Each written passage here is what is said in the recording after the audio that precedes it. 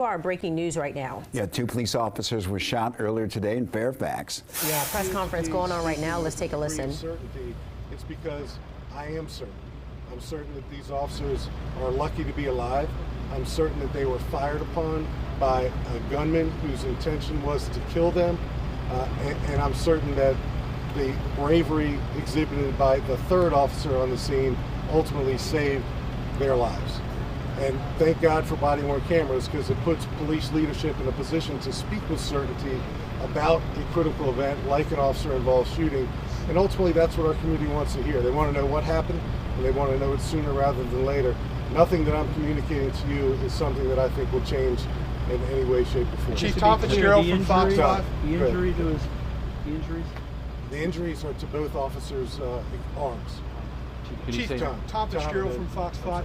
Could you tell folks what these instructions the officer were giving this individual and what he was giving back to them as far as this hostile response? Well, multiple commands to stop reaching for a firearm. It's obviously visibly displayed in a holster attached to a gun belt. Multiple requests to identify himself. Multiple requests to produce identification. Multiple requests to produce some type of registration for the vehicle. We have a body-worn camera release policy, so within 30 days, we will share the entirety of this body camera footage with our community, with you, not only the body-worn camera, but the in-car video. But I've seen it, and I'm just taking a sigh of relief that these officers will live to police this community another day, and we're all very grateful for that. Anything, Chief? Josh Chapin from Channel 7. Anything about these officers, their experience, how many years they've been on the force? You talked about the other guy who was here maybe, would you say 18, 19 years? Yeah. And anything about your gunman as well you could share? So experienced cops, and that's a good question. 19 years of service, Fairfax County, 18 years of service, Fairfax County, and then the youngster of the bunch, 2 or 3 years. Two or 3 years on the job. Our gunman, and again, he's been pronounced deceased in a local hospital after he fired and struck 2 of our officers. And we're going to know more about him as time goes by. I know he's a local resident. In fact, he lives right down the street. I know he's 36 years old, and we're going to learn more about him, and we'll share that when we get to him. Chief Davis, Matt Gregory, WSA9. I was wondering who takes over the investigation of this one? Okay, good question. So our Major Crimes Bureau will work hand in glove with the Commonwealth Attorney's Office. Our Internal Affairs will conduct a concurrent administrative review to ensure that our actions complied with our policy and our general orders. But we'll all work in tandem with each other. The last officer-involved shooting we had in Fairfax County was in September of 2024. We had 1 in that calendar year. This is our first officer-involved shooting in 2025. I'm just glad I'm not in a position where I have to call it more than that. And when will you release the name of the suspect? We'll release his name when all families are notified, so within a day or so. I think we have a policy associated with that. Yes. Yeah. Chief, you said one Soon. officer had 19 years service, one had 18, the other one 2 to 3. Which of those are the officers who were injured today? Which was the one who was able to take down the suspect? So the 2 officers who were shot non-fatally never discharged their firearms. Right. That's how quickly this happened. They were trying to prevent our gunman from taking his gun out of his holster. So their hands were occupied trying to do that de-escalation, trying to restrain him from taking his gun out of his holster. The 3rd officer who discharged his firearm was on the other side of the car. So he was in a position, he had a point of view where he was able to fire his firearm to save the lives of his 2 officers. Just trying to ascertain which was which. Were the 2? And we're gonna get to that in due time. If I prematurely notify who did what, I want to make sure that families have an opportunity to hear it from the officers Chief, themselves. what's the time span here? If backup is called in and arrived, presumably a number of minutes were going by? It's a matter of minutes, pretty quickly.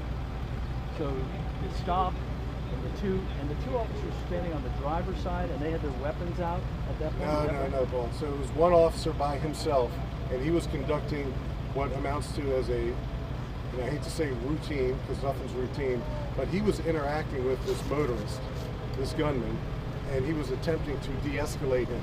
So the motorist, our gunman, was acting in a bizarre manner right from the very start. speeding, slamming on his brakes, being hostile, and you're going to hear what he had to say when I released the body-worn camera footage. He was combative, but our officer was doing a pretty good job of de-escalating him and attempting to communicate with him, but he just wasn't getting anywhere with that communication. By the time the backup officers arrived, our motorist, our gunman, he brought it to another level when he continued to reach for his firearm. Two of our officers attempted to prevent him from doing that.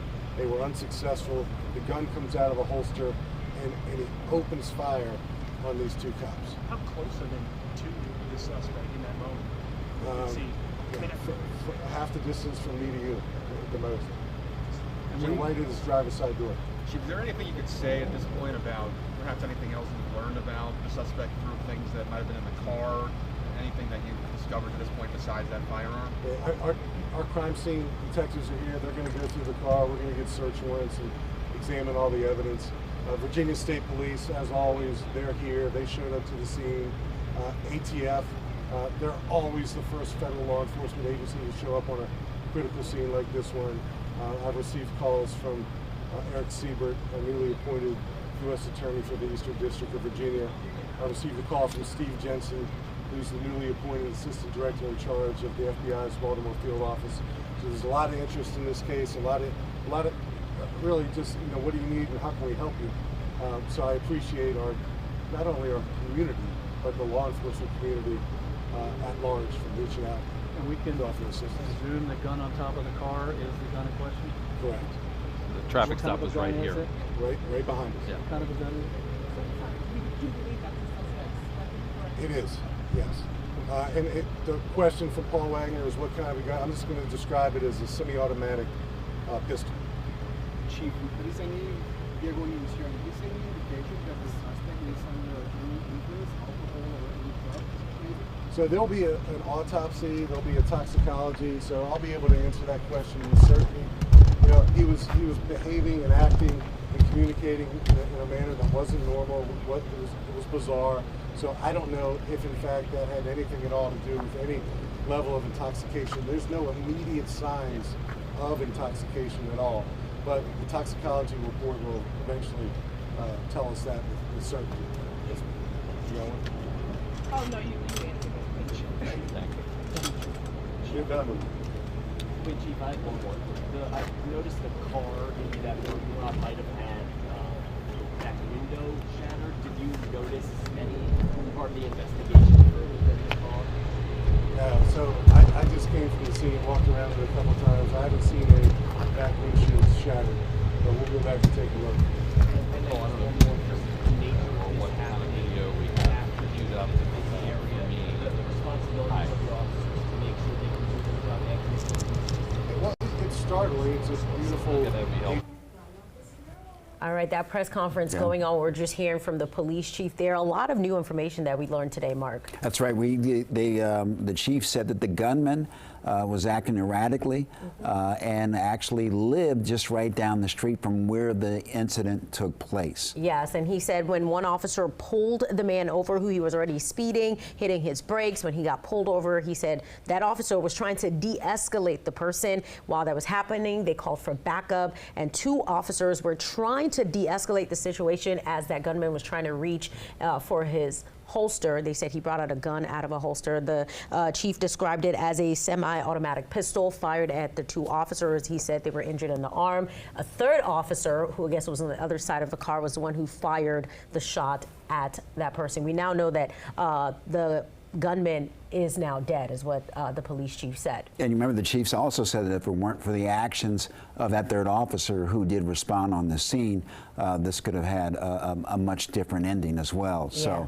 So, they only have so much time to react, sometimes less than a second, and they have to make tough decisions. Yeah, and Chief also talked about that he's grateful for the fact that body-worn cameras allows them to see a different perspective when things like this happen. We do know the officers, their years of service. One has been on the service for 19 years, 18 15 years, another one for 2 to 3 years. He didn't say who was who, which officer was who, but that's what he said. The gunman, he says, was 36 years old and is a local resident of that area. And again, the investigation obviously will continue. Normally, they will release body camera footage within 30 days. Yeah, and that's what he says. So they're expecting, hopefully, to release that to us. They also talked about releasing the name of the gunman and also the officers, and the chief said he is waiting for that, obviously to make sure families have a chance to learn about the information. Obviously, he talked to the officers who were injured, but the chief says he credits his officers for trying to de-escalate in this situation. He said that several times, trying to de-escalate.